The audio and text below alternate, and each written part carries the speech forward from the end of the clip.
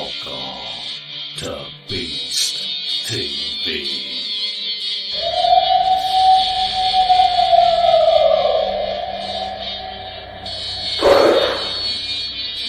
What was that?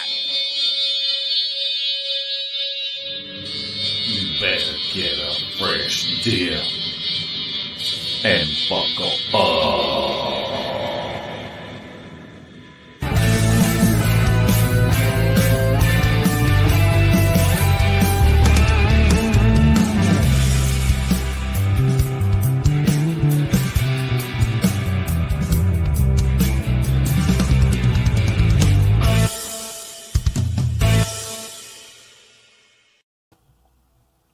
Larry Porch the second.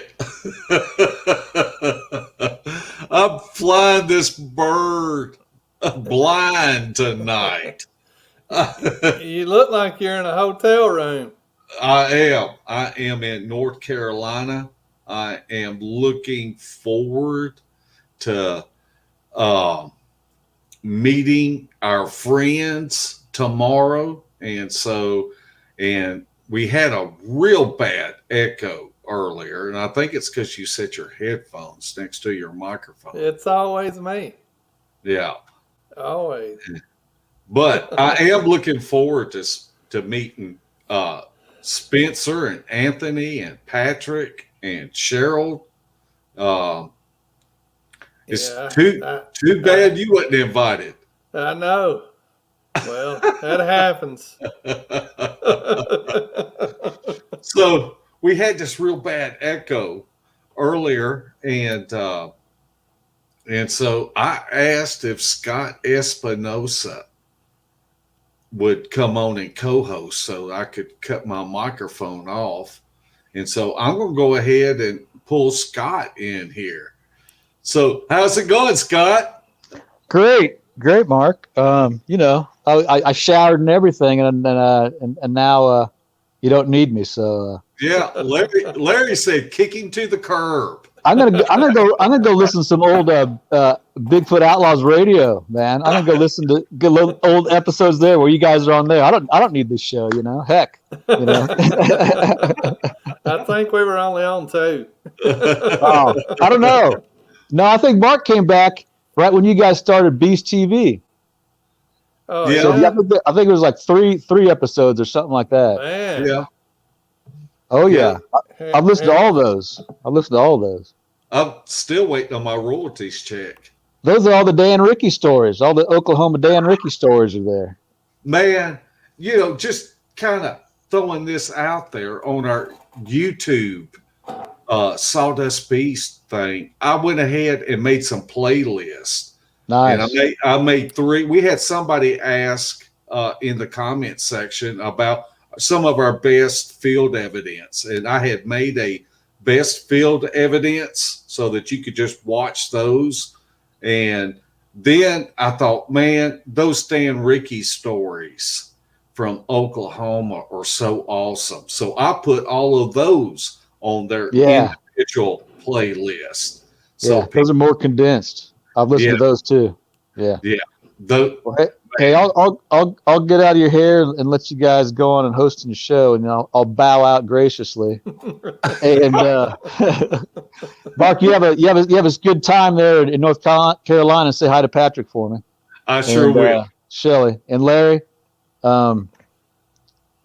all yours, man. You got it. Take it away. Right. Thanks a lot.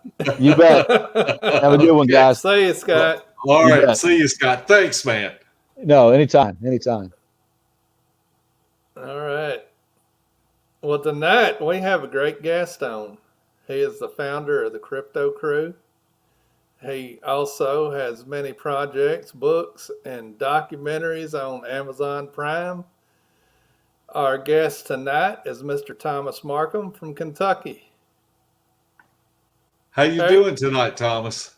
I'm okay for an old guy. That's always good.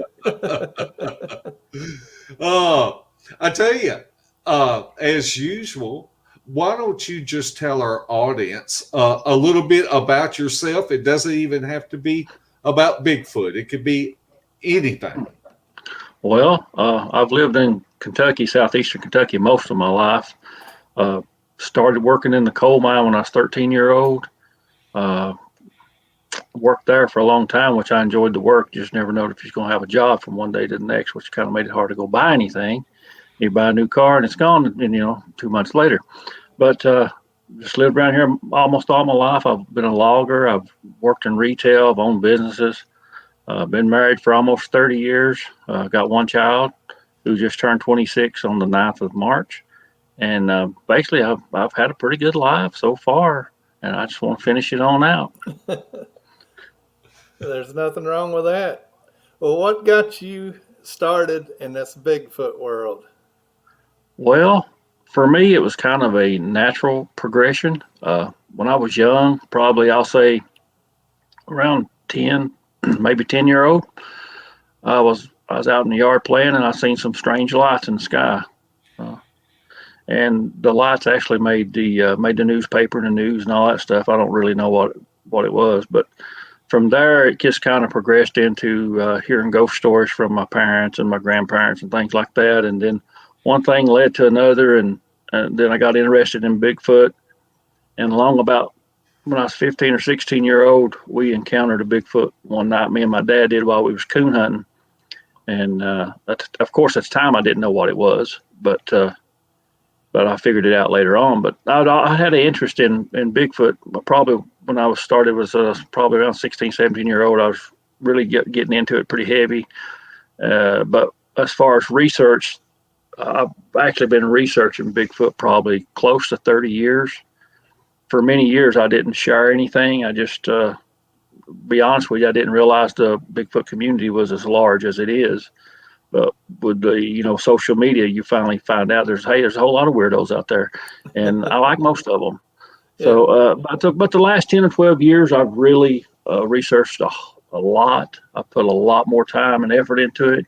Of course, when I was younger, I used to work 80 hours a week in retail, and you don't have much time to do a whole lot then. I did some, but not like I do now. I can go basically anytime I want to now, if weather permitting, which I kind of like that. Yeah. Tell us about the experience you and your dad had. Well, we had this actually. I actually researched this area still yet, but right now, sadly it's being clear cut for strip mining, which I don't like.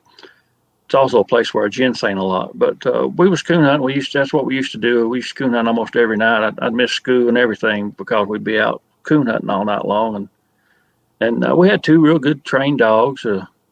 Caught a lot of coons with them. We was coming around this little bend, and our dogs got scared and ran back to us, and they was barking up in the woods, like they were, like they was barking at an intruder or something like that.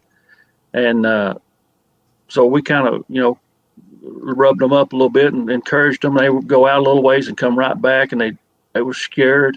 And we'd take our lights, and you could hear whatever it was. You could hear it moving, and we'd take our lights and shine in there. The mining battery lights, the wheat lights, and we never could see it, but we could hear it moving, and it followed us for a pretty good ways, and we got scared. Like I say, I was about 15 or 16. And when you're 15 or 16, you go coon hunting, you have to pack the gun most of the time, the rifle, whatever you're taking to shoot the coons with. And but it even scared my dad, and he got the gun from me just in case. But we finally it overcame us with fear, so we turned and went back. And once we got to a certain area, that's where it stopped following us, and we went on out of there. But now I go back to that area pretty often, or I have been the last several years. But right now, like I say, they're clear cutting it for strip mining. But yeah, I didn't know at the time. We didn't know what that was. I guess at that age, I probably thought I knew about Bigfoot, but I didn't think it was something we had around here. I always thought it was out in California or Washington or somewhere like that. I didn't think we had it around here, but boy, was I wrong.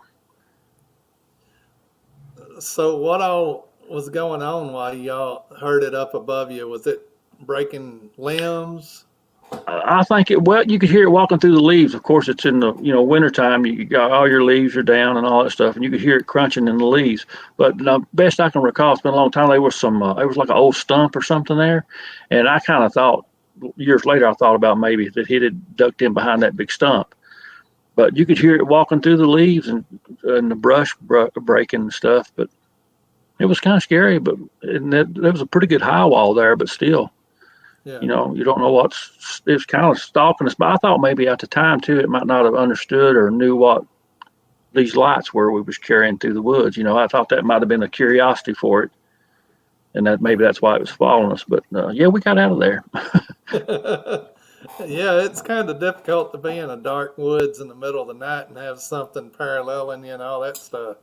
No doubt Well, about one that. thing about that too, I thought if it had been a bear wouldn't know to hide. So whatever this thing was, which I now determined is probably a Bigfoot, it knew to hide.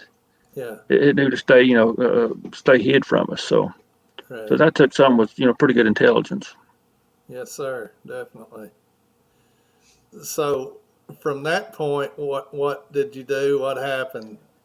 Did you? Well, actually, we came on home, Yeah. and I don't think we went back to that place for a little while. But now my dad is actually, I wasn't with him. He encountered what they thought was a Bigfoot one night too, but my dad never did believe in Bigfoot. So at the time he didn't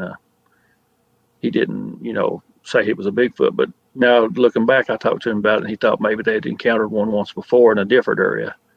Yeah. And it was on top of a big rock or something, and it jumped. I could hear it jump off and run through the woods.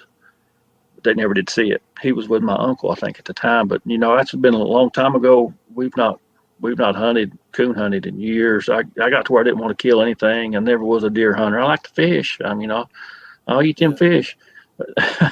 But I never did. I just got where I didn't want to kill anything, so I didn't. So we kind of quit hunting. Did your father take an interest in the Bigfoot subject during that time? No, No. he became interested in Bigfoot in 2013. Okay. There's a good story behind that too, because he never did believe in Bigfoot. Matter of fact, he'd poke fun at me, and he'd make a little fun at me because I researched Bigfoot, and I'd go out in the mountains and wander out to the middle of nowhere by myself. He kind of poke a little fun at me. And then one day he come over to the house, and I knew he'd been having some heart trouble at the time. And he come and knocked on the door and said, "Come out here, I want to talk to you." My first thought was, well, he's got some bad news on his heart, and he's wanting, tell me about it. Well, we got out on the porch, and he said, "I seen a Bigfoot." And I was like, "You seen a what?" He said, "I seen a Bigfoot." I said, "Why did you wait so long to tell me?" He said, "Well, to be honest, I was ashamed because I'd made fun of you all those years. And then I actually seen one. And the one he seen was about 30, 35 foot, walk across the road in front of him. He was on his way to pick up my cousin who was night watching at a closed down coal mine. And the road comes out to a T. Well, on the right, you can't really see, so you have to kind of swing your vehicle to the right so you can make sure nothing's coming, and then swing back to the left where he wanted to go. And it's my opinion that the Bigfoot thought he was going to the right. And when he swung back to the left, it stepped right up out of the creek and walked right across the road in front of him and looked right at him. Huh. And of course, after he told me, we went back over there to where he seen it at, and I was able to find tracks and all kinds of stuff over the years. That's one of my main research areas, and I've had many experiences in there. Yeah. Yeah, that's a pretty cool way to see one. You don't have to worry about it bluff charging you and all that. The Yeah, for comfort sure. of the vehicle. Well, my dad said it was big enough it could have tore his car up if it wanted to. It was that Oh big. yeah. Yeah, that's what people don't understand. If they want you, they can get you. It Right. don't really matter. And like I say, he never did really believe in that kind of stuff. But Yeah. when you see it, what can you say? Once you see it, you become a believer, and sometimes that's what it takes for people. Yeah. I agree with that. Tell us about your research area in Kentucky. Larry and I have hunted up there quite often. And so, for people that are not familiar with the Kentucky terrain, tell us a little bit about that. Well, first of all, you got to realize if you're coming to Kentucky, the mountains are very steep. Some areas are really, really steep, and so you have to be, pretty good shape or be, resilient, keep on going. But we have plenty of water sources, plenty of variety of trees for them to eat, and berries and things like that. We've got plenty of deer. We've got plenty of streams with fish, different kinds of fish in them. We have old abandoned coal mine. We have some natural caves. It's just the ideal place for a creature like Bigfoot to live is in this area. But now we also have some dangers like we got rattlesnakes, copperheads, things like that. Some areas do have scorpions. We got the brown recluse spiders. I mean, there's some dangers as well. So, you need to come prepared if you're coming to this area. What area in Kentucky has scorpions? Actually, right here in southeastern Kentucky, we have them. Holy moly! And I was laying They're on the ground. they're usually not the big ones. They're kind of smaller than what you maybe used to seeing. Yeah, I had no idea there were scorpions there. Yeah. Wow. Now, Mark, won't you lay down by a campfire? Yeah, that'd be bad to wake up and they'd be in your hammock or sleeping bag. Yeah. Now, recently we've been having some reports of, not generally here in Bell County, but we're having some reports of wild hogs, wild boars in certain areas of Kentucky. So, yeah, they're starting to take over land between the lakes. Yeah. And that's not good. No, and we also have, of course, tons of coyotes. We got a lot of people don't realize it, but we actually do have some wolves here in Bell County, Harlan County, Kentucky area. And I think we have some hybrids too. It's crossed between the coyotes and the wolves. What type of wolf is it? I'm not for sure. Somebody told me they had released some red wolves in here about 5 years ago. Yeah. That was kind of when the elk population was kind of growing pretty fast. And I think that was part of the reasoning was to put them in here to help control the elk population. Yeah. And we have cougars too. So, I mean, they don't, of course, Fish and Wildlife won't admit it, but I've seen one and I've found tracks, numerous times. So, yeah. So we have those too. Tennessee finally did admit it this past, not this deer season, but the previous deer season. But they didn't want to either. I don't know why they won't admit it. It was a trail cam picture. They really didn't have much of a choice. Yeah. Well, for years they told us we didn't even have bears here, and years ago we didn't have very many black bear.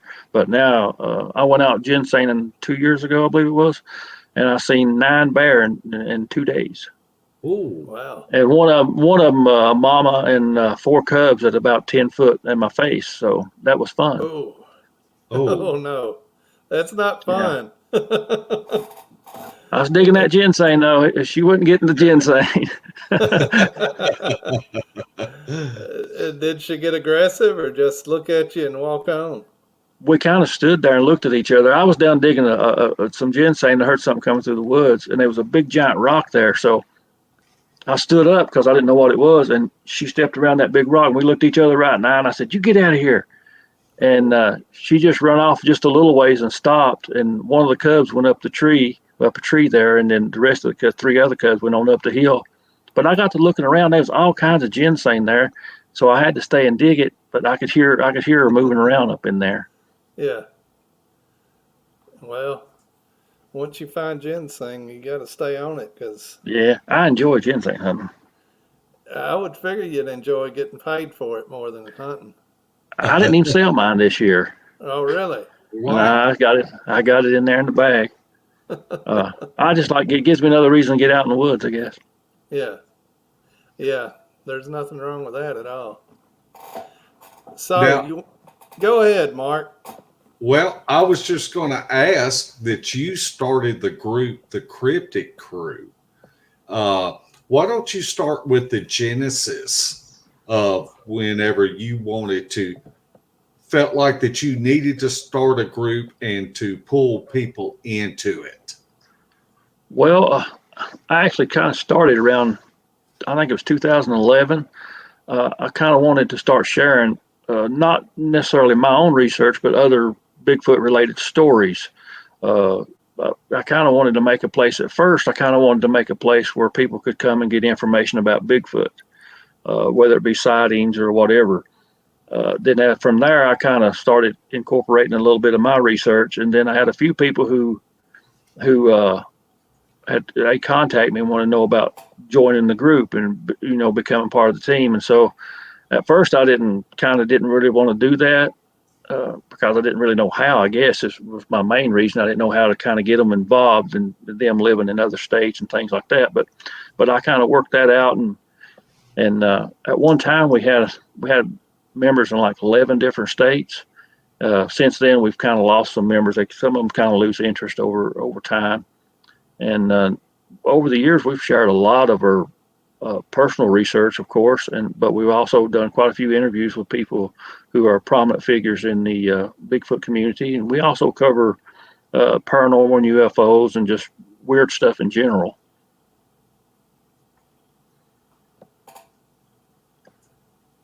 So after your encounter and you began the Crypto Crew, what's a basic thing you do on a weekly basis? You mean as far as research wise? Yes, sir. Well, normally if in the spring and summertime, I'll get out in the woods probably somewhere around 3 to 5 times a week most of the time. Weather permitting. I got one main area I like to go to. I'm doing some different things in here right now. I've never been big on doing a lot of gifting, but I've been trying that for the last little bit to see if I can get some more interaction or get a little more closer to them. But here on where I live, I know of at least 3 different set of Bigfoot clan or whatever you want to call them groups. A couple of them I've not really been able to get into the area much because I'm always going to the one where I had pretty good success over the years. But that's normally my routine. I'll set out game cameras. I'll go look for tracks. Sometimes I've been known to hike by myself a round trip 15 miles. And if you're doing 15 miles in these mountains, it's pretty rough on you. Especially at the time I was doing that, I was 300 pounds, which since then I've lost some weight, and I'm still a pretty good sized guy. But it's a lot easier to get around the woods now than it was back when I was 300. Well, at one time I was well over 300 pounds. So yeah. So have you had any luck with the trail cameras? actually, yeah, I got in 2013 I caught that trail cam picture of Bigfoot. I also have a track casting from that. You showed it there on the screen a while ago, the side view of it. I stood in the same spot that figure stood in, Yeah. and it was probably I'm 6'4", so it was probably somewhere around 6'6", 6'7", and of course it was much heavier than I am. At the time, I found a trackway that had over 30 tracks in it at one time, and it was in heavy pine needles. Yeah. And I was, at the time with the backpack and everything, I was probably 320 pounds, and this thing was going twice as deep down in the pine needles as I was. So I figured, it's roughly around 600 pounds or so. Wow.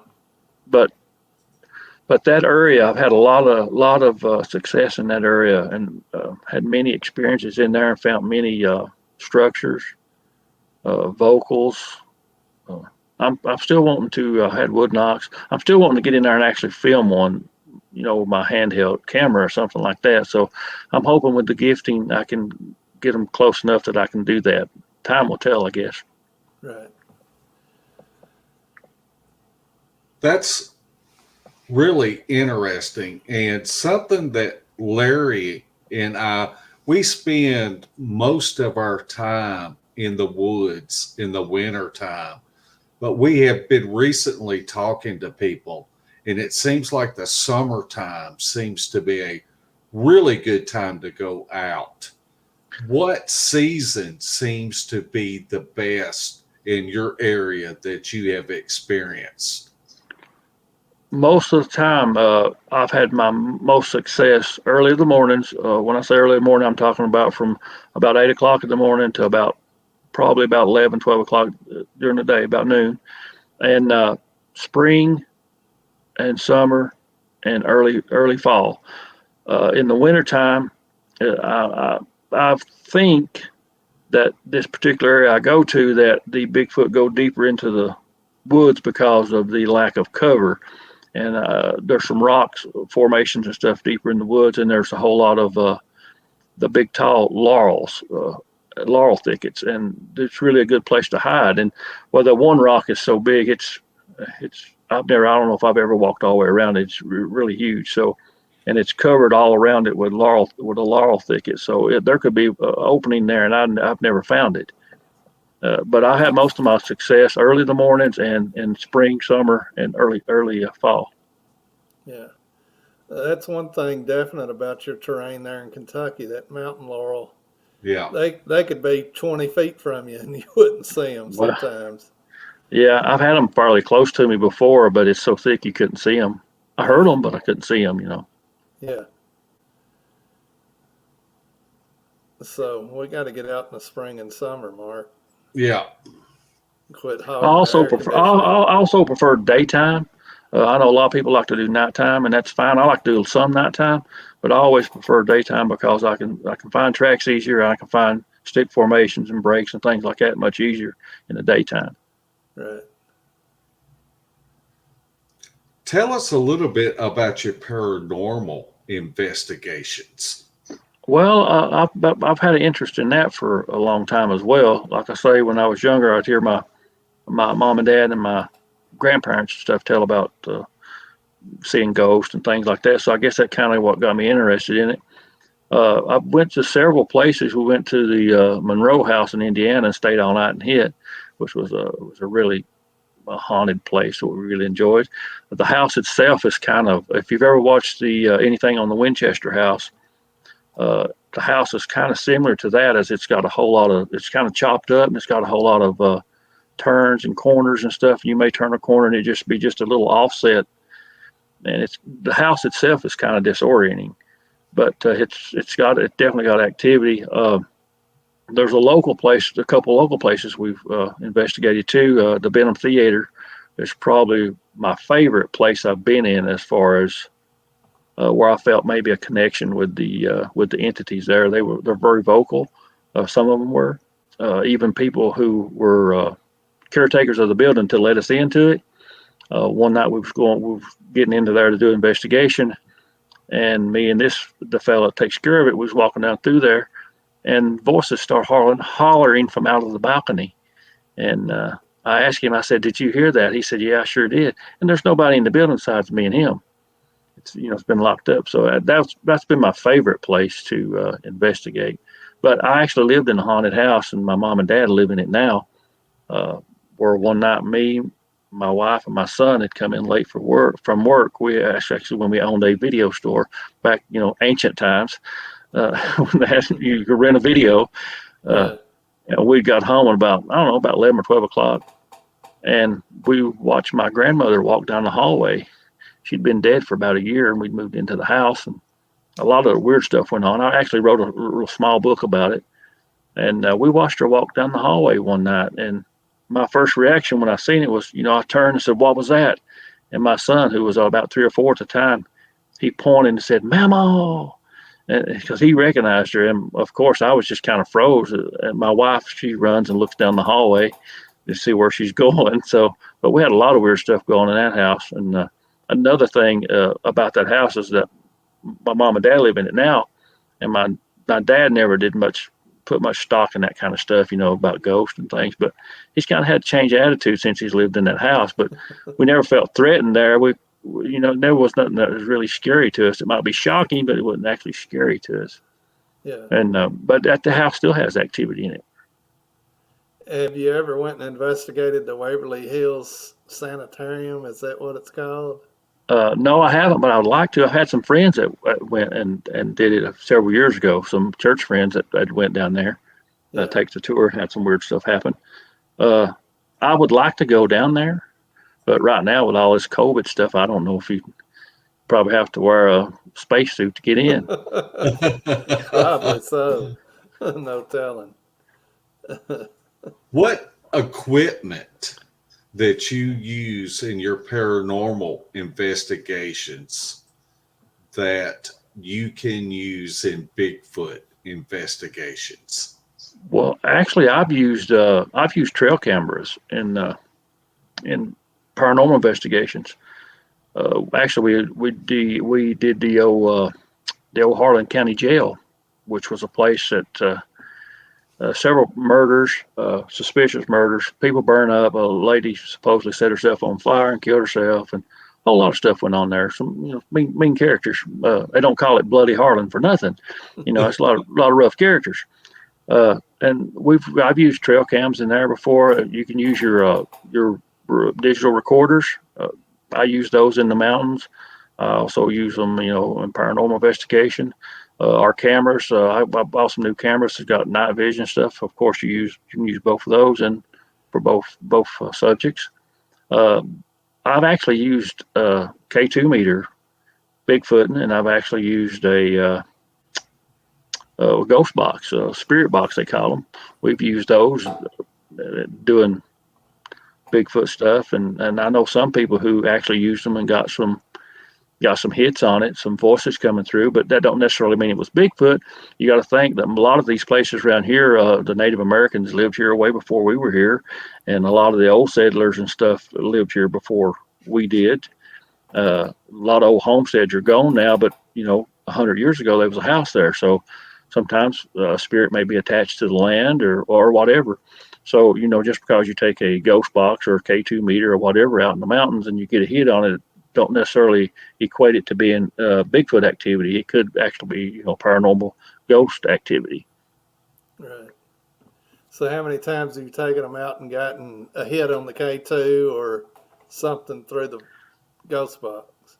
Well, several times. We know there's one place where when we filmed our movie Bigfoot: The Legend Is Real, that place is notorious for some murders, some quite famous type murders in that general area. So it wasn't unusual to get a K2 hit or a EVP on our ghost box, because we normally, if we were going out like that and we know it was an area that had potential activity, we would take our boxes with us and run an EVP session anyways, just to see if there's anything around. And sometimes you'd get something.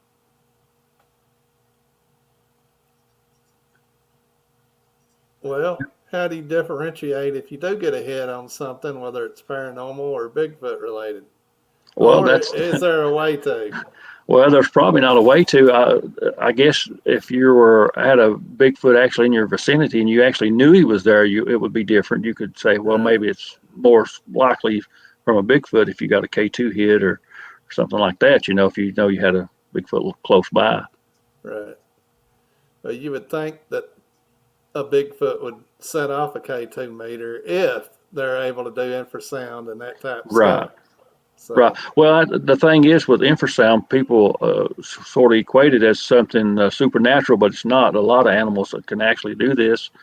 It's even though it may seem weird to us or supernatural, it's not really supernatural. right. It's just something that some animals can do. Yeah, I agree with that. Now, you have collaborated with a friend of ours, Leo Franks. Why don't you tell us a little bit about your collaboration and how y'all are working together to connect the dots? Well, I've known Leo for several years now. At first, it was just kind of a passing friendship. We had the same interest, but over time we become quite a bit closer, and we shared a lot more information with each other. And what was kind of amazing is that Leo was going out in Canada, Nova Scotia area, and he was finding the same kind of formations and having the same experiences that I was here in Kentucky. I mean, they were very parallel to each other a whole lot. And so over years, we've exchanged a lot of information. And now Leo is actually part of our team, and very knowledgeable. He's had some good experiences.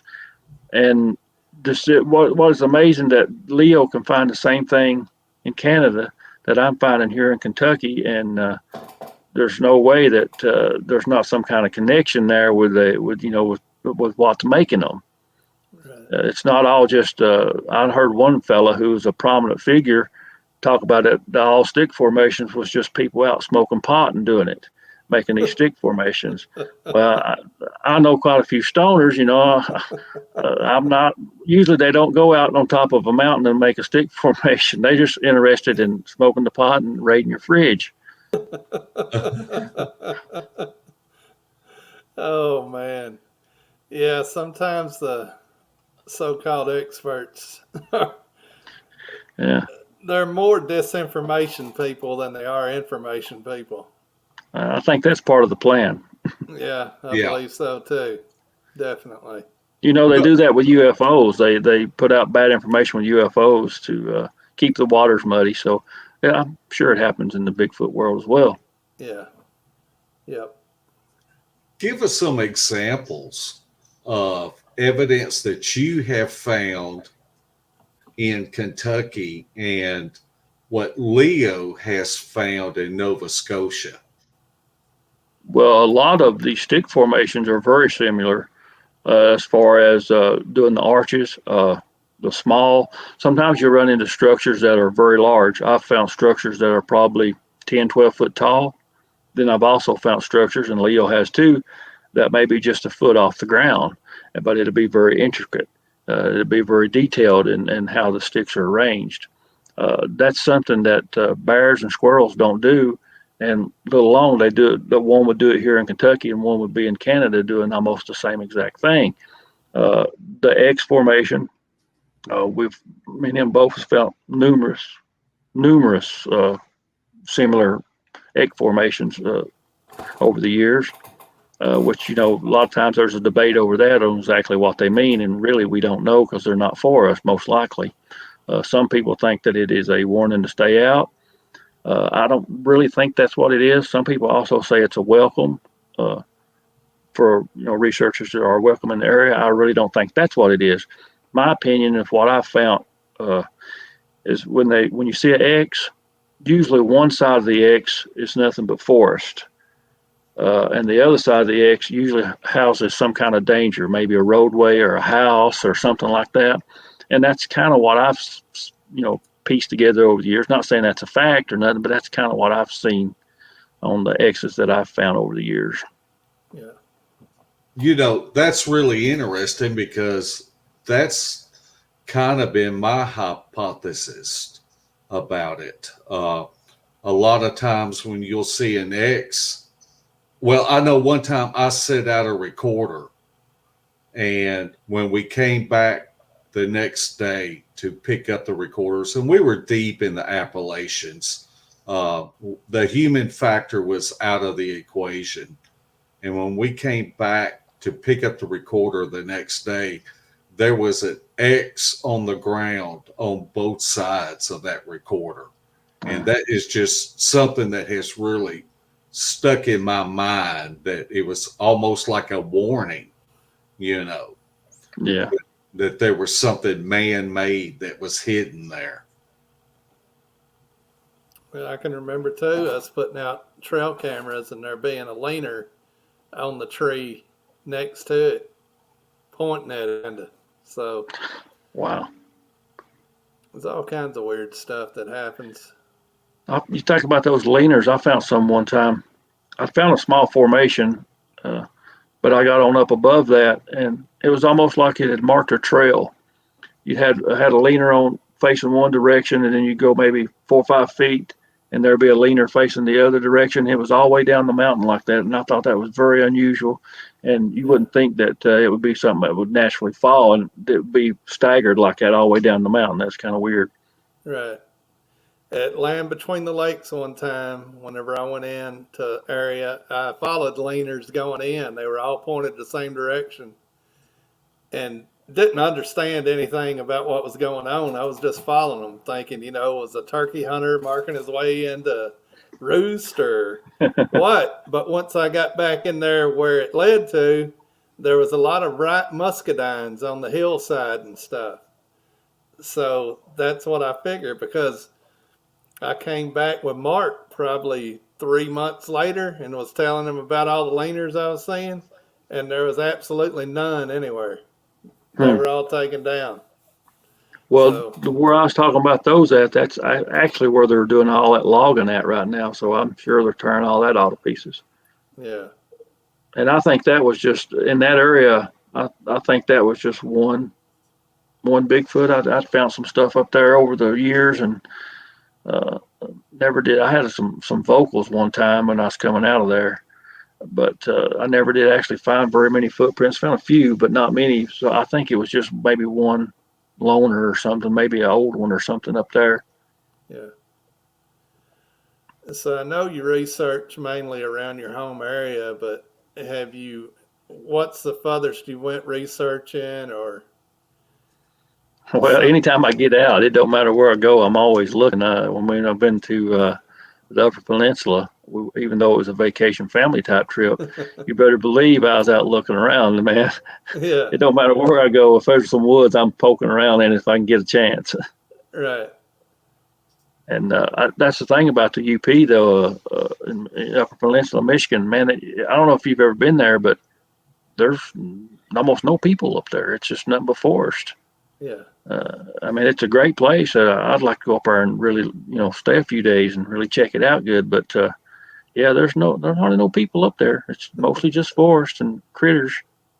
Yeah, that sounds like a great place.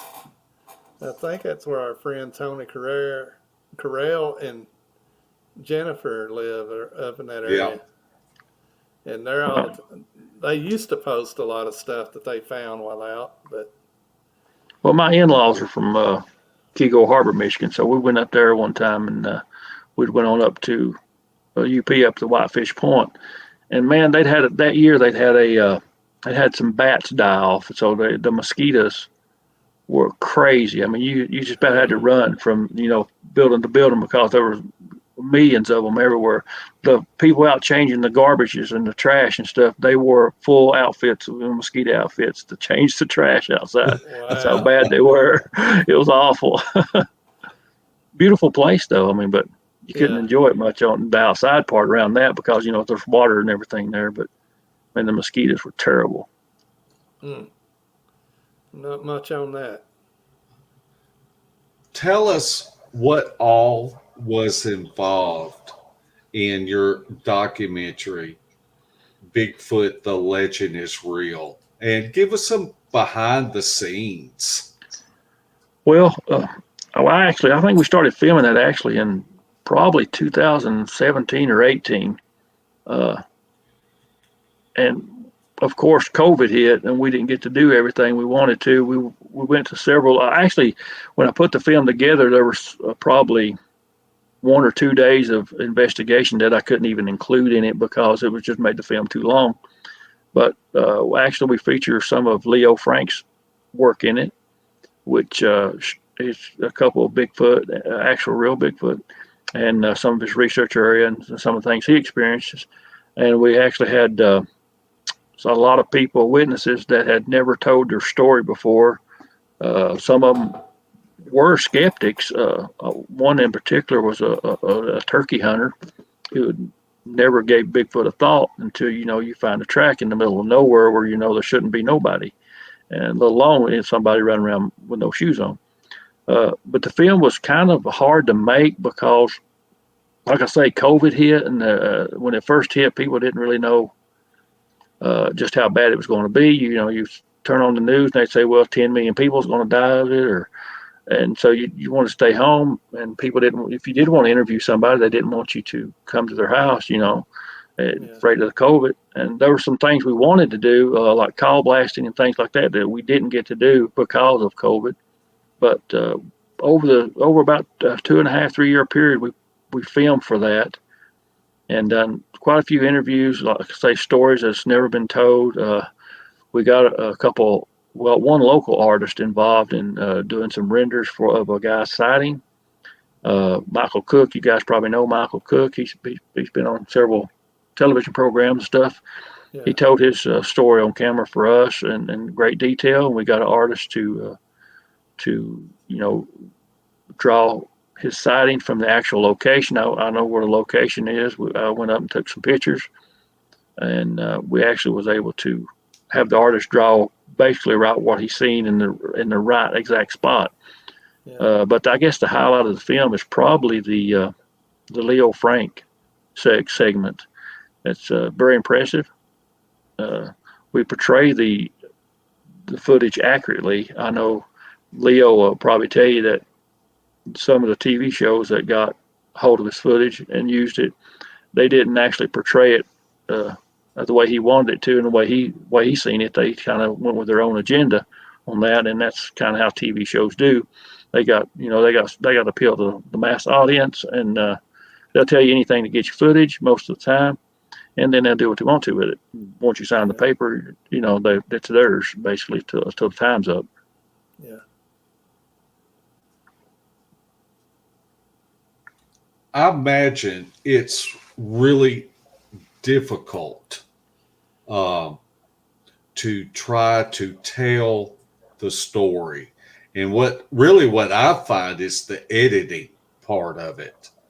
That is just it's mind blowing. Tell us a little bit about your concept from the beginning, and then the goals in getting the final product the way that you want it. Well, I'm never. I don't know if I've ever been. I'm 100% satisfied with any film I've ever done. I've done quite a few films and been in a few, but I've never been 100% satisfied with a film because, and when you're doing it like I do, most of the time, well, only on Bigfoot the Legend is Real, we had a little bit of help on it, financial help, not a whole lot, but some, which helped. But most of the time, all this comes out of my pocket, and you never have the amount of money that you need to hire the people, and you have to kind of depend on people to, do it for free or to help you out or to get their name out there and that kind of stuff. But the whole concept was that we wanted to tell stories that nobody, has ever heard before. You can turn on almost any documentary and you got, Dr. Meldrum or somebody like that that's very knowledgeable and knows about this, that is talking on, about tracks or Bigfoot. Well, we wanted to highlight people who maybe you don't get to see them very often, or you've never heard their story. And then with Leo, of course, we know Leo, we know about the footage. Leo had actually shared the footage and pictures and stuff with me way before he ever went public with it. And so we wanted to highlight that because we felt like we could accurately represent what the events that actually happened with Leo and the footage. Some people, sadly, they wanted to say it was a hoax and that kind of thing, but I don't care what you put out there. People's going to always say it's a hoax. I don't know what else you could do to prove it to people just by video or picture. But if anybody that watched that and thinks that's a hoax, I just don't see it. If it's a hoax, he fooled me. So, and I've been doing it a long time. So, and if you've not seen the film, you need to watch it just for that. The one with the Bigfoot up in the tree.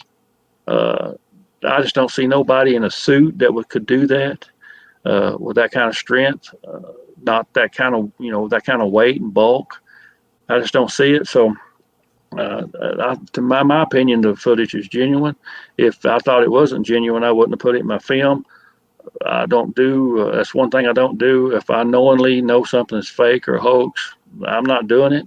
The only thing I can leave this world is my reputation and my integrity, and I plan on keeping those to the end. Yeah. Well, I think that does say a lot of your integrity. And I'm going to throw one thing up here real quick. And Barry Browning asked, who is the wrench taker aware? And You're looking at him. I am. And Barry, I know that you had phone problems, and I think that's what it is that you're logging on under a different email or a different phone. And so that's why you're not showing up with the wrench, because I did send you a message, and I know that Kerry Arnold was looking to get in touch with you, and I gave him the same number that he had, and I think he finally got in touch with you. So you could just send me an email, and we'll get you straightened out on that. And if you have questions, just put them in all caps, and we will throw them up here. And Larry, why don't you read this one? Toby Gilliland. I'm sorry, Toby. Well, the structures and all are there. When I take pictures of them, and when you zoom in on the structures, you can see them checking you out. Sasquatch, little people, aliens all together. What are your thoughts on all that? It's not been my experience. I try not to hurt people's feelings on things like that, because everybody's experience may be a little bit different. That's not been my experience. I think a lot of times people are seeing foliage and shadows, and it's your mind trying to make sense of everything, and they see faces. It's not been my experience. I don't think a Bigfoot is going to hide in something a 2 foot square, and him weighing 600 pounds. But as far as aliens and things like that, I've not seen any aliens, but I have seen plenty of UFOs over my lifetime. Well, we're not ones to go over frame by frame of video or photo and look for stuff in it. Yeah, I don't do that. Yeah. It's either going to be obvious or I'm not going to put it up. Yeah. Mark might, but I won't.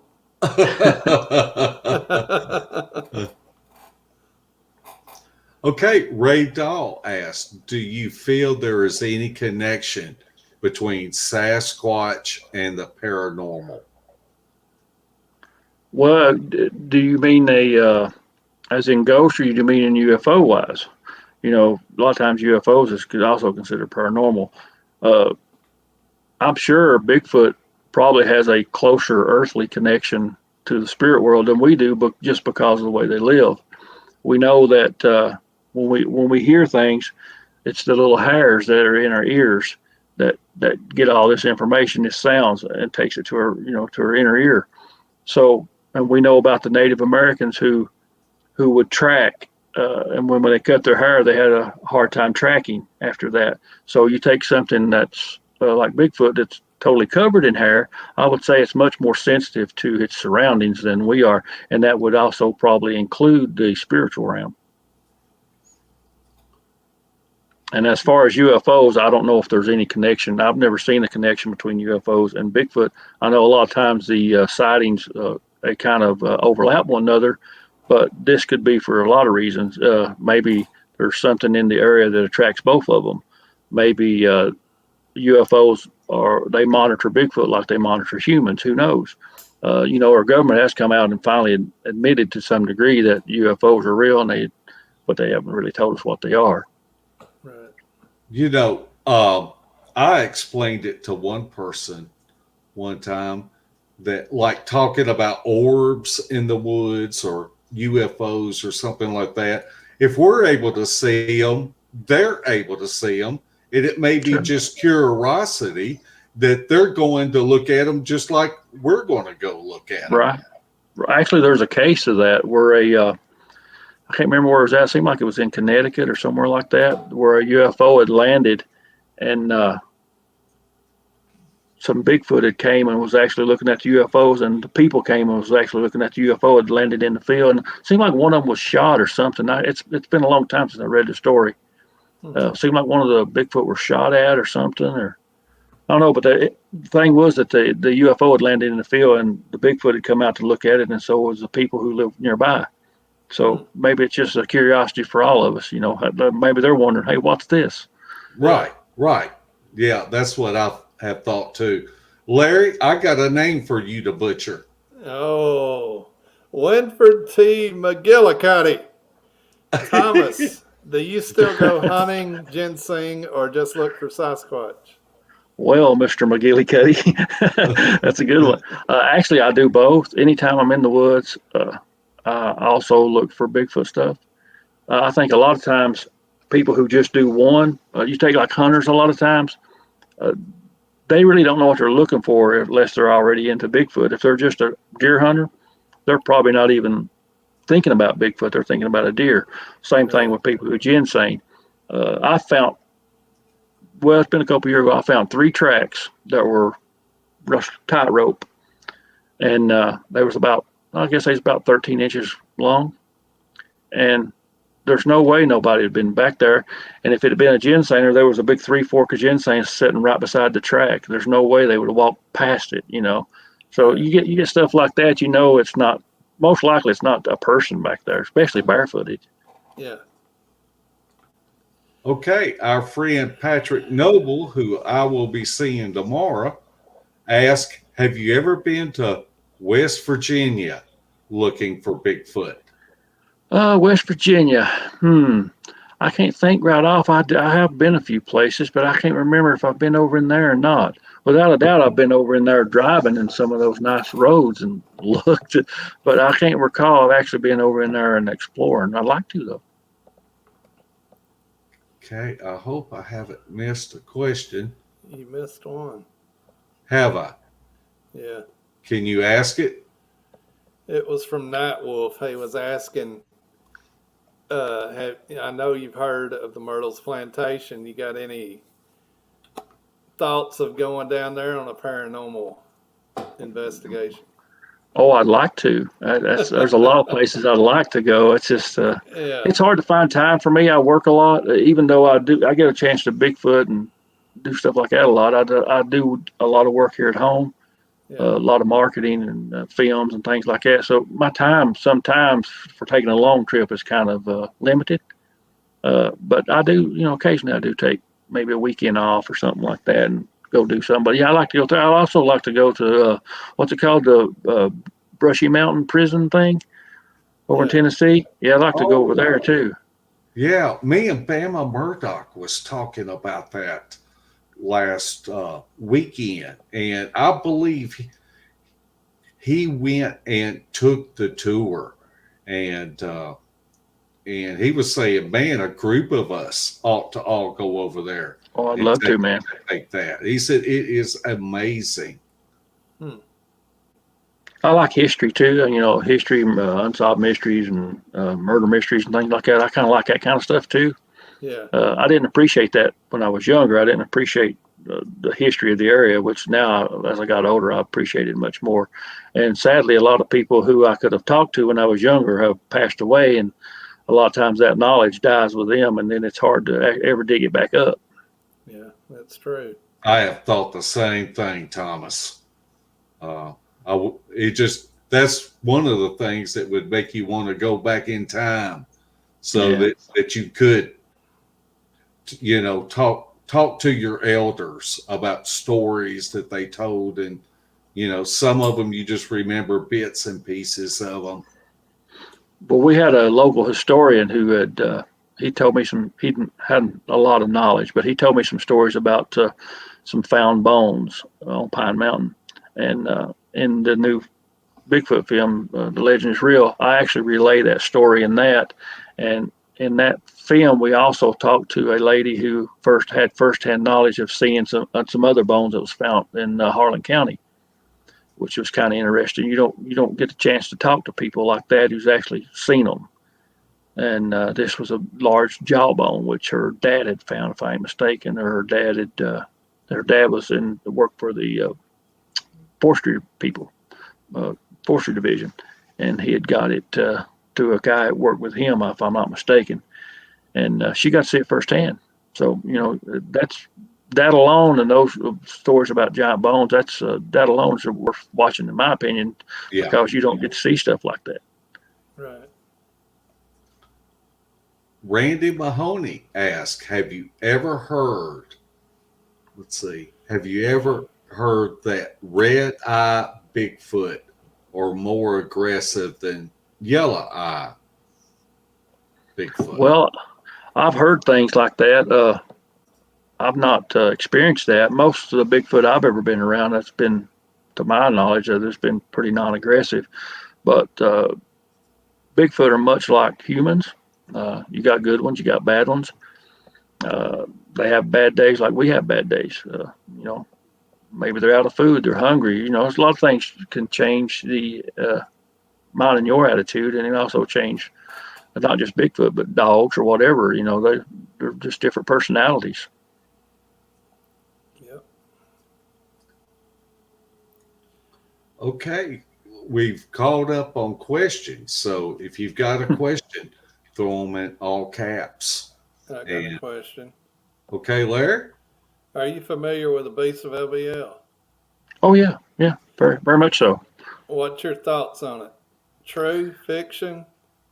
I think there's a mixture there. I think there's a little bit of both. I know one of the police officers supposedly confirmed that there was some murders there, and from what I can gather from it, most likely it was a dog man type creature.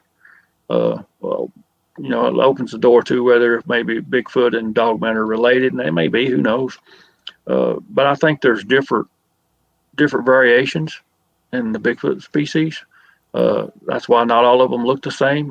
You take a humans, for example, not all of us look the same. Some of us, have different color hair and different facial features. It's the same with Bigfoot and things like that. But LBL is a very interesting place, and there's more stories tied to that other than just the murders that supposedly happened. But that's a place I would like to get into and stay a few days. I don't know. I've not been there, but I heard there were some areas that is still off limits as of now that you really can't get into. They don't want you to get into. But that's where I'd like to go. They're closing more and more, it seems. More of the roads and all that. But it is a great place, definitely. It's just so far away from me. That's a long drive for me, Yeah. Well, if you ever make it there or make plans to come, just let us know because we'll camp out together. That sounds good. Our friend, Mighty American, I'd like to ask you to put a comment on this video after the podcast because I'd like to get in contact with you. And he asked, have you seen a Bigfoot? If so, did you need new britches? Because I would.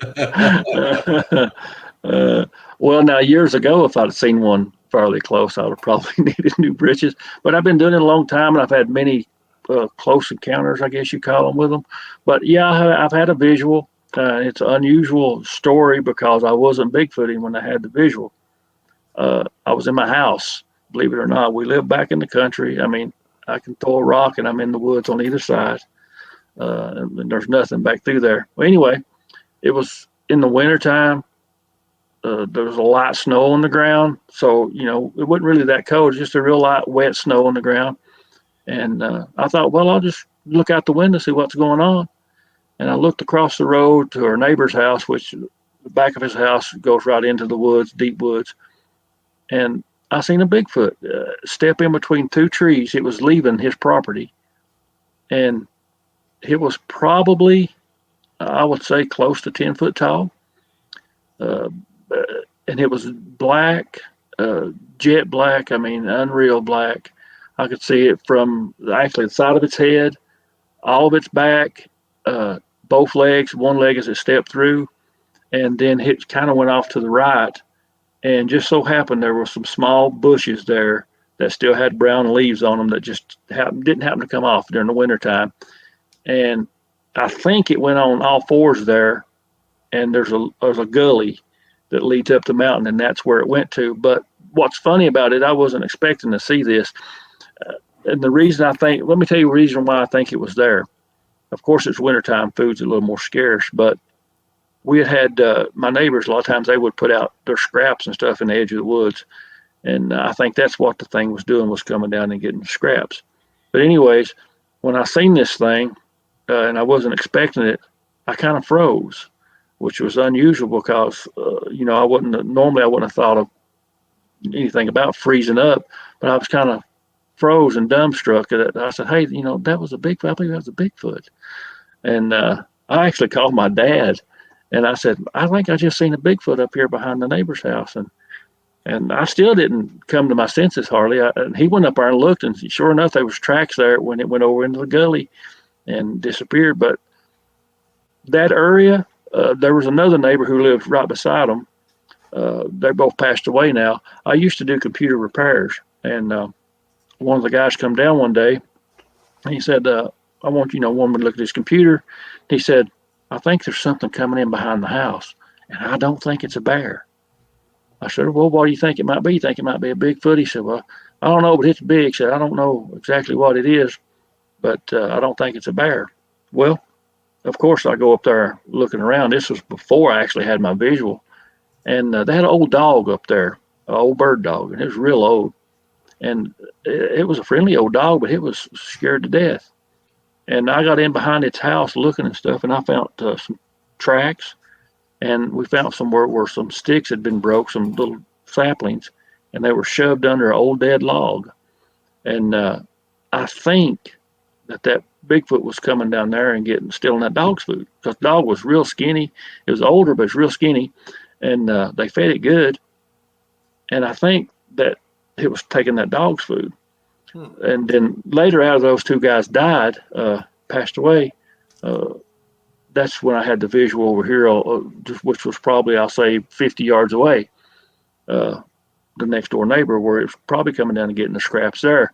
But in between all that stuff going on, there was also another visual from my neighbor right down the street, less than a quarter of a mile down the road. It's a guy that exercises. He does a lot of walking, and he took his walk. I think it was on a Saturday morning, and he was coming back up, and the Bigfoot went across the road right in front of him. Wow. And so he come and told me, and he told my dad. My dad called me, and I went down to right. I was probably within 45 minutes to an hour, right behind his siding.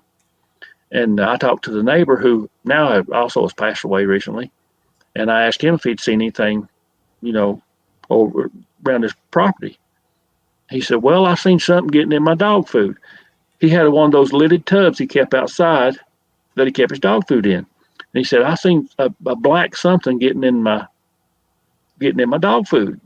And he said, I thought it was a bear. Well, evidently it wasn't a bear. And actually, you showed the picture of it. I kind of backtracked it a little bit, and it went to a creek, and that's where I found one of the X's that was made.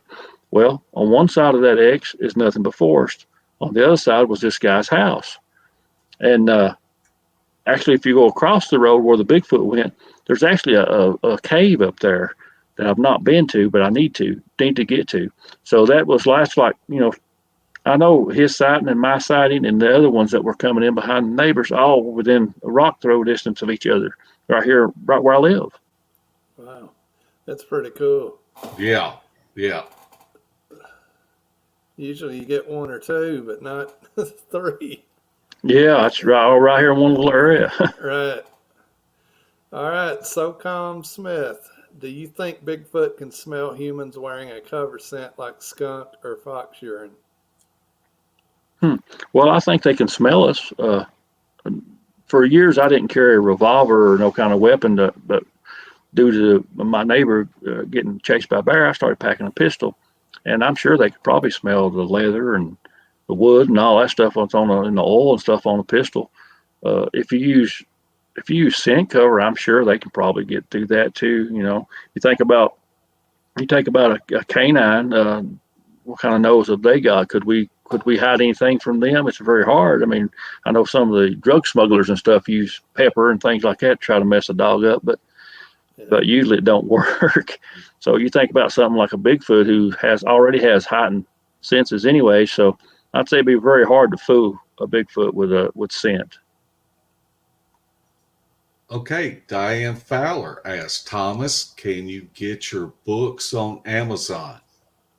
Yes, you can. My last book was titled Understanding Bigfoot, Helpful Information and Answers to Common Questions. In the book, I answer I don't know, probably 30, 40 questions that are commonly asked about Bigfoot. And I base my answers on experience and on actual zoology of what we know of other animals that are similar or live in a similar fashion. And I really kind of tried to, think out the answer to give a good logical, acceptable answer. Of course, anybody can be wrong, but I've noticed in Bigfoot groups, a lot of times we're asked the same questions keep coming up over and over and over. And I thought, hey, pretty good idea to put a book together to answer some of these questions. It gives maybe a resource for people to go to and read about it. One of the things I cover in the book is the different theories of what Bigfoot is and where it comes from. And, I even cover some of the biblical, there's like 3 or 4 biblical theories that back Bigfoot. And then I give my assessment of what I think Bigfoot is and where it comes from, and that type of thing. And my other books are also available on Amazon too. Usually if you just search my name, a lot of it will come up, films and all. So. Let's see. Larry, have you seen any questions I might have missed? I saw one, I thought. This thing just scrolled up on me. Well, I want to say that Chick Feed during the show has been putting links to Thomas's books and movies, Facebook page, and different places. And in the morning, I'm going to pin to the top of the comment section all of Thomas's links. And so if you're interested in checking them out, make sure you do that. And I'm going to pull this up and Pull that up. Yeah, I'm trying. It's hard to do on this little right now. This is some amazing footage from Leo Frank. It's just amazing. And you were telling me the other day, Thomas, about some other footage that Leo has. Can you tell us a little bit about that? Well, a lot of people have not seen the one where the Bigfoot's in the tree, and that's very impressive footage. But he has actually got some footage of tree knocks and things like that a lot of people have not seen. But it's in the film. It's in our film, Bigfoot: The Legend's Real. It's in that. But a lot of people have not seen any of that. As far as I know, it's not been showed publicly anywhere. None of that stuff has. But we hope maybe in the future we can capture something else. Well, it's pretty awesome footage. So I want to encourage everybody to go to Thomas's links of the Bigfoot and check it out. We'll have the Amazon link up. And let's see, Sissy Lawson, have you seen other types of species other than Bigfoot? If yes, which ones? Say little people. Well, actually, there's an interesting story about some little people here in Harlan County. They weren't dwarfs or nothing like that. They were just a small race of people, and they had very small houses. And a friend of mine who told me about this, he used to go with his dad, and they would drive by them, and the people would wave, and they done little gardens and all that stuff. But now, me on a personal level, all I have seen is Bigfoot in this area. We don't really get very many dogman reports or anything like that. It's kind of rare for us to get a dogman report in this area. So one rare thing I've seen is cougars, of course. I've seen that's kind of rare to find it, to actually see one around here. But all I've seen is the Bigfoot. That's the only thing I've seen. That's better than what I've seen. Larry, that's not in all caps, and I can't read it. Can you read that? Yep, John Kreiner says, Thomas, is there any reports of a Bigfoot walking up to someone in a deer blind, hearing it walk up, but not able to see anything? Not that I'm aware of. I know there's a few reports about people being inside of a tent and something walking up on the outside of the tent, but who would want to look out? Most people probably wouldn't want to look out and see if they could see it anyways. But no, not to my knowledge. I'm not. You got to realize I've taken in thousands and thousands of reports, talked to thousands of witnesses over the years. So I may not remember them all. I try to log them on our website. We actually have a map on there that you can click on the map, and it's a Google thing that you can scroll down into. We got little icons, and you click on, and it tells you a little bit about the sighting, and then gives you a link to our report. Most of those things that are on that website are either cases that we have actually worked ourselves, or it's something that's been sent to us. There's very few like historical type sightings from where we've taken from somewhere else. Most of it is all actual our work or something that someone has actually submitted to us personally. Now, Larry and I were out with Bama Murdoch and some other people at Land Between the Lakes this past weekend. And we don't know if we saw orbs, but we did see lights in the woods. Larry, wasn't the first light red? And then the second light was white. So Bama asked, have you ever seen lights or orbs as it pertains to Bigfoot? Not that I could say was for sure related to Bigfoot. Now, I've seen a few orbs. Actually, the haunted house I lived in, where my mom and dad lives now, I've seen 2 orbs in it before that were about the size of a baseball, and they were orange, and they were circling one another. And when you would go into the kitchen, they would kind of about waist high. They would follow you through the kitchen for a ways. And I was seeing those, which I know that's not Bigfoot related, it's paranormal related, but I was seeing those for about almost a week, and I didn't say nothing about it. I thought, man, I'm losing my mind. And then one day, me and my wife was in the living room. I said, have you been seeing anything in the kitchen? She says, you mean them orbs? I said, yeah, I mean them orbs. And so, then I know I wasn't crazy, but they was kind of a orangish. They was kind of a orange color, and it kind of like had, I don't know, you ever seen this creamsicle, how it's kind of got the white mixed in, but it was all kind of moving, and they were circling each other, and they would circle around me. And my wife was having the same experience at the time, and I didn't know it. But as far as Bigfoot, I've not seen anything I could definitely say was orb that was related to Bigfoot. You got to remember now, when you're out in the mountains, you're in a place where the Native Americans lived way before we were here, and maybe even homesteaders lived years ago. So the orbs could be related to something like that. It don't necessarily have to be related to Bigfoot. And then there's certain kinds of mushrooms also that will give off kind of a glow at night, which I've seen people get fooled by that before. Yeah, I've seen Larry get fooled by that when he eats mushrooms.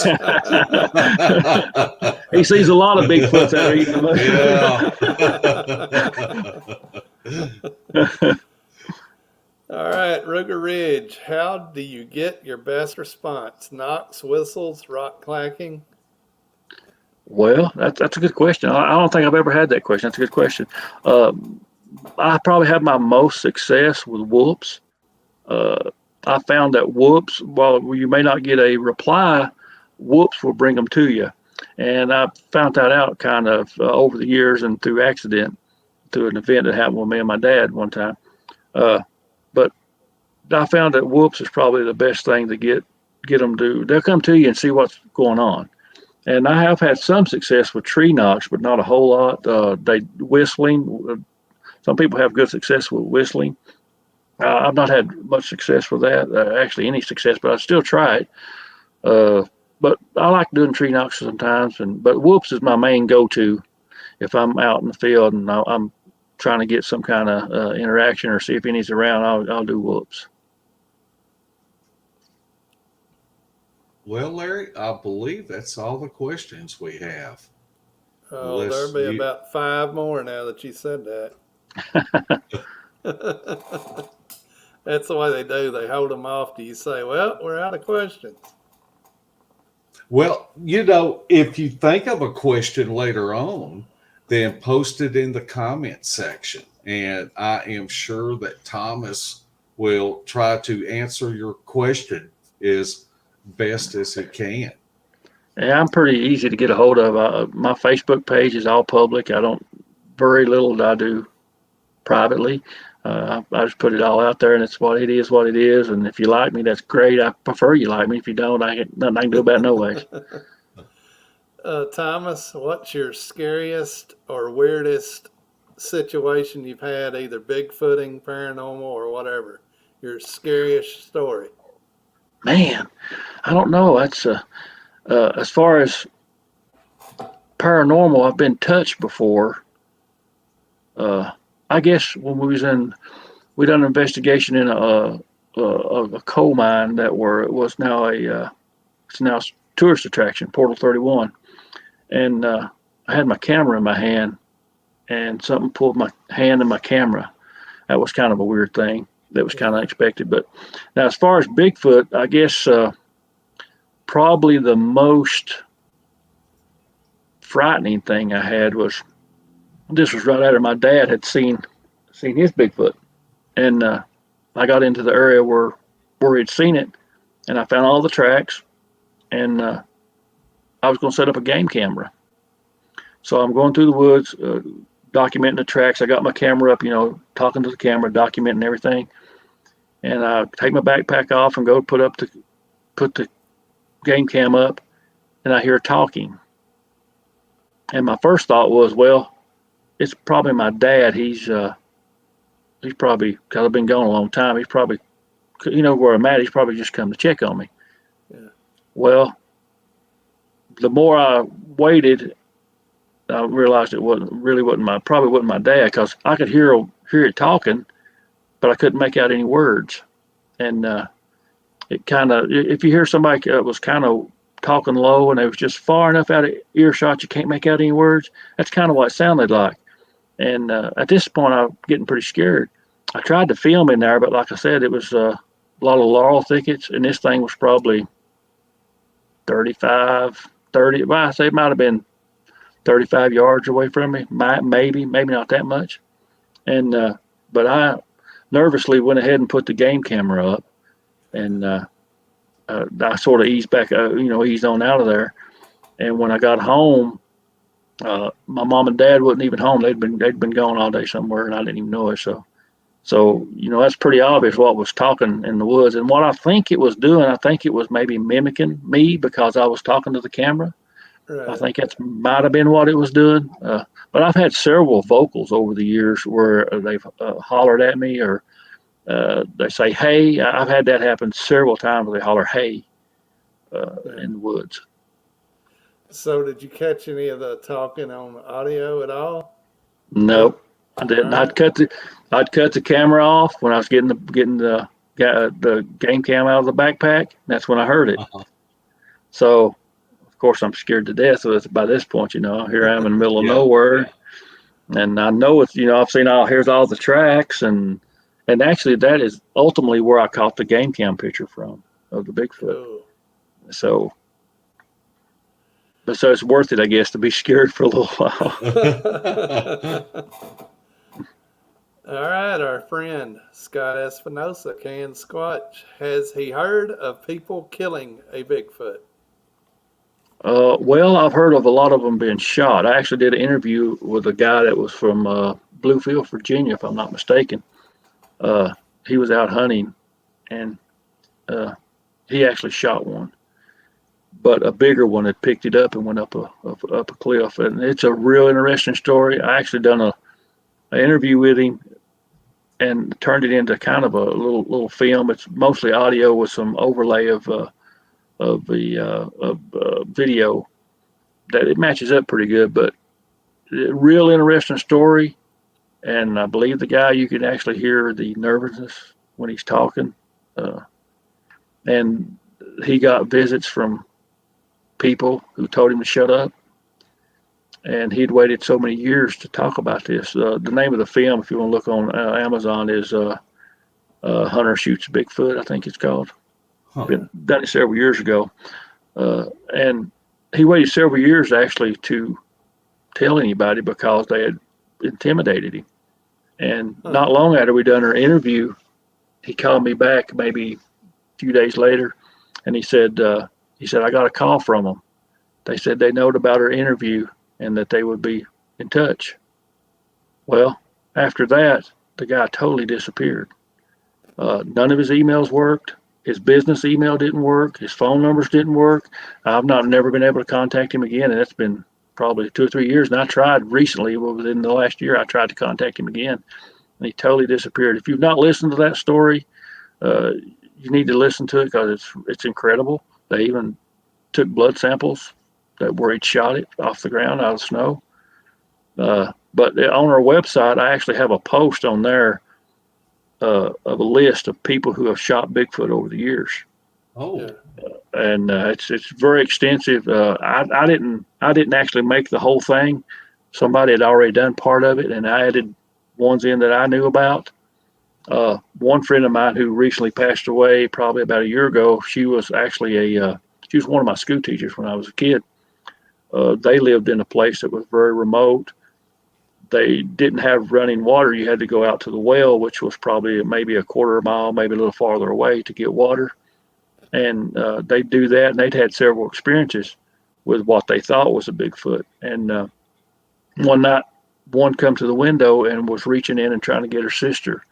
And her dad had run out on the porch, if I remember correctly, and shot toward it with a shotgun. So, and this was people that are very credible people, and are at the time they were probably years later. Well, she was young then, but years later they become prominent people in our community. And she told me this. She'd got poor health and got on Facebook, and that's where I reconnected with her. And she was really a nice lady. A lot, in school she was great, but me being an adult now and her being older, we really reconnected again.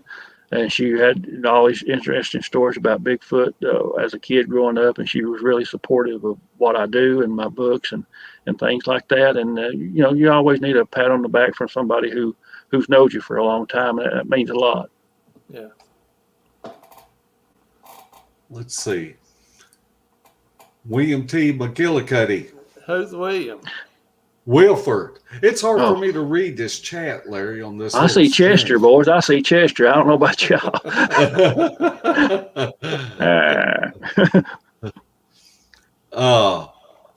I've been there before, Thomas, hearing talking. It sounded like gibberish to me, though. And Well, let me tell you this right here. Now you talk about that. I understand what he's saying. I got a relative who also ginsengs some, and he was ginsenging in an area where I also go to sometime. And he said kept hearing. He said to him it sounded like Russian because he couldn't make it out. He just sounded like Russian to him. And he said he's walking through our ginseng and he finds a 4-fork and he throws his hands up and said, "Praise the Lord," because he found a big piece of ginseng. And as he did that, he looked up and there stood a female Sasquatch with a smaller one that was, probably half the size. If I remember correctly, the older female, he described its breast and everything. The color of it was red, and I think the little one was black. And this is a person who, he wouldn't go on camera, and he didn't want no kind of publicity about it. But and what's interesting about that, about 2 years later, I guess, maybe 3, some other people found tracks in that area, and I went and investigated it. And I actually have a YouTube video on it, and I found additional tracks in that same general area. that's really interesting.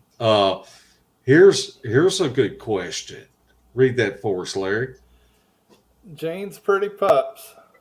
She asked about the one that the hunter shot. Was that the female he shot? If I remember correctly, it was a smaller one. I think it might have been female. and the big one was in the interview. The guy says that the first thing he see was something down in the laurel thicket, and he thought it was a bear. And then when it stood up, of course, he realized it wasn't a bear, and then that's when the female, or the smaller one, was in a tree off to his left, if I remember correctly, and he grunted at him, and he'd already instinctively put a shell in and shot it. He even describes when the bullet hit it, how you see the dust fly off. Yeah. And most common Joes don't know nothing about that, but when you shoot an animal, that dust flies off the hide. Yeah. And he described that, and it's a very interesting story. And the guy totally disappeared on me. Huh. Daniel Lundy asked, do you think Bigfoot will take to a salt lick? And I believe we have seen evidence of that at some of the old homesteads up at LBL with the old smoke houses that were once there. But I don't want to lead you into an answer, but do you have an opinion? I know of two. Yeah, I know of two instances where salt licks were taken. One more recently, and one was years ago. Actually, it was on video. I can't say for sure that's what it was, but somebody posted it on YouTube years ago, and it looks like it's picked it up and takes the salt lick right with it. And then another local case of a guy talking about seeing them around his salt lick. So, very, very possible. Wow. We have had some fantastic questions from our chat room tonight, and we want to thank everybody for their questions. Larry, do you have any final questions? Well, I've always got a bunch of questions. But Winford T. McGillicuddy wants to know how far Thomas is from Berea, Kentucky. Not very far. It's you're talking maybe an hour and a half drive for me, maybe something like that. We go down there sometime, actually. Used to have a friend who pastored a church down there and stuff. So we go down that way sometime every once in a while. All right. Hopefully we didn't miss anybody's question, and if we did, we didn't do it on purpose. Mark's just slow like that. Yeah, I'll take that. Yeah, because Monday night I'll be the one slow. You have absolutely been a fascinating guest, and we would like for you to hang on after we go off the air, but I would like to give you this opportunity to say any final comments that you would like to say. It's always difficult for me. The final comments, today's final thought. Well, I don't know, Jerry Springer. But I just thank you guys for having me on the show, and I thank for everybody that showed up and asked the questions. I'm pretty easy guy to reach. You can find me on Facebook. You can go to our website, send a message that way. I'm just, I try to be open and honest about everything I do. A lot of people don't know or may not know. I've been a praying person for almost 21 years now. And I plan on making heaven my home, and I'm not going to let, a false story or tell a false story knock myself out of an eternal home. So I feel like people, if they know me, they should be able to trust me. I wouldn't never mislead you on purpose. I'm not saying I can't be wrong or I can't be fooled, but I would never mislead you on purpose or put something out that I know was, fake or hoax. Not on purpose. We got enough of that in the community. It just slows progress. I'd rather be open and honest. Many days I go out and I don't find anything. I get frustrated. You go out there and it's hot. It's 100 degrees. You're lugging a backpack up the side of a mountain and you don't find nothing. And then some days you go out and you say, hey, look at all these tracks and look at this stick formation and what's that noise? Every day you don't have success in this, but you got to be consistent at it. And I want to be consistent in that and consistent in my life is how I live it, and be consistent with always telling the truth. I don't want to mislead anyone. And I appreciate everybody's support, and I appreciate you guys having me on the show. Okay, I think Scott wants to have a final thought. Oh no, I was just trying to get Moggs's email. He wanted me on his show, so I figured I'd Boy, he's scraping the bottom of the barrel. I know. The Beast TV reject, You're a standby substitute, man. So standby. That's right, man. I'm on the on deck circle just in case. There you go. Never As discount your contribution. Yeah. soon as we go off the air, I will PM it to you. How does that sound? That's perfect. I didn't mean to barge in. I was going to hang out backstage in the green room, Well, okay. You had something great to say. No, great show. That was Thomas. Thanks for answering that one about if you heard anybody shooting. That really went into an interesting answer. Where was that at? Do you remember? That was in Bell County, Kentucky. Oh yeah. But if you'll go to our website, thecryptocrew.com, and if you'll just type in the search bar shooting Bigfoot or something, look through there, you'll probably find it pretty easy. There's a big list, man, and there's several reports of farmers, Bigfoot taking their hogs and shooting people shooting at them, because hey, that was back then. If they took your hog, that's your food for the winter most of the time, so they had to try to stop them.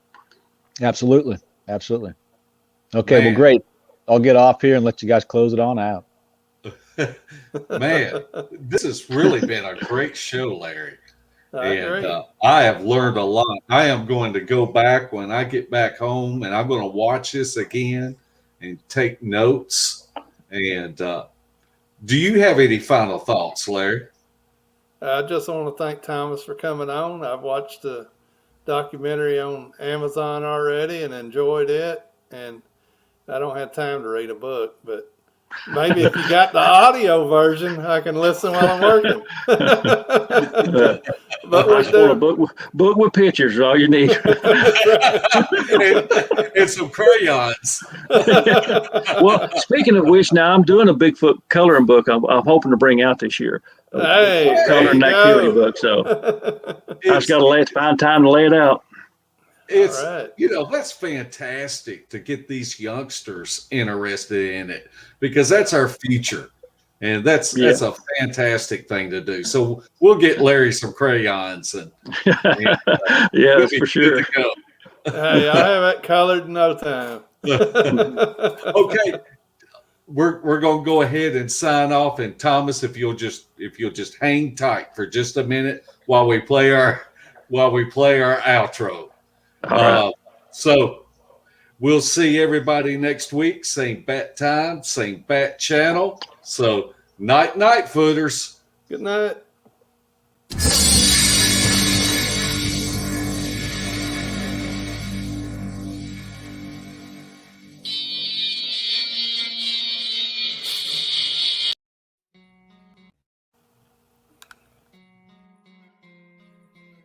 Beast TV would like to welcome all of our new Facebook members. Be sure to check out our pictures and videos of possible evidence. And if you haven't checked out the Files tab, there is a wealth of information that you may find beneficial. If you would like to support Beast TV, check out our gear. We have coffee mugs, face masks, gaiters, shirts, and tank tops. The link is pinned at the top of the comment section.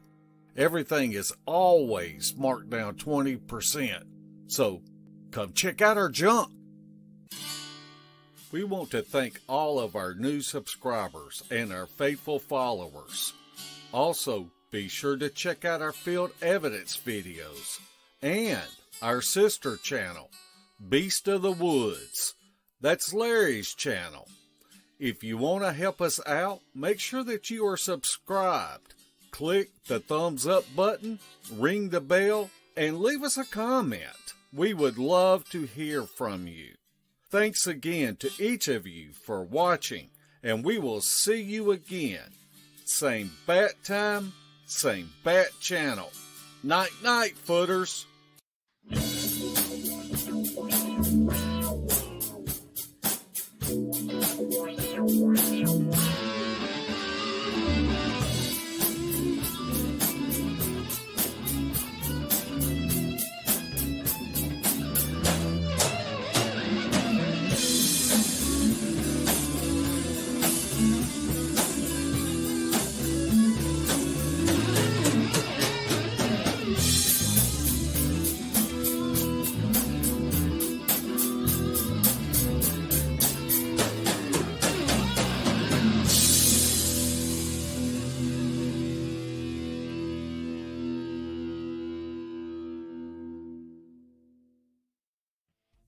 This has been a Sawdust production.